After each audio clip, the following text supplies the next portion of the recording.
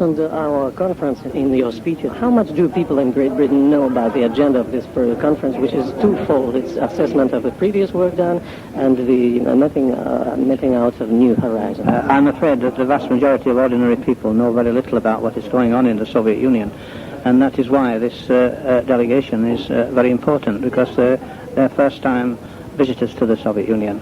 For example, had you been at the question and answer session when they first arrived here, you would find that their comments then were very different to what they are today after a fortnight in the Soviet Union. I am a regular listener to the Moscow radio and Kiev radio, and of course I am very well versed in the problems that exist in the Soviet Union, the need for reconstruction, the need for openness in criticism, self-criticism, and in fact this is the only way that progress will be made.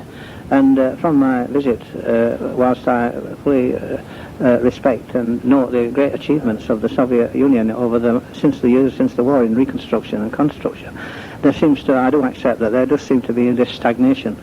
And I think that the Soviet initiative, or the initiative of the Communist Party of the Soviet Union, was absolutely necessary, because there has to be a change insofar as the workers have got to feel that the factories belong to them, that they have to improve productivity for their own benefit, and that the differences between the management and the workers that work in the factories are overcome.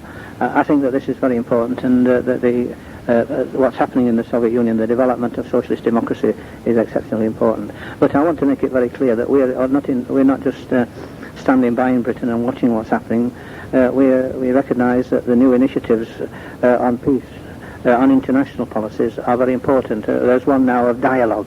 The emphasis is on dialogue, and I think that this is responsible for the recent moves forward in disarmament and in the peace processes. Now that in the Soviet Union, the factories are really being given to the workers. You have the complete autonomy, self-accounting, and workers are getting directly the benefits of increased productivity. I'm sure that this is quite remarkable, but also there has been this further democratic development in the trade union movement, so far as trade union elections are concerned, and so far as the party is concerned. The party itself is being democratized, and I'm very interested in the proposal that unless they get the necessary support from the committee of which they're members, that members can only be on party committees for, say, 10 years or 2 terms.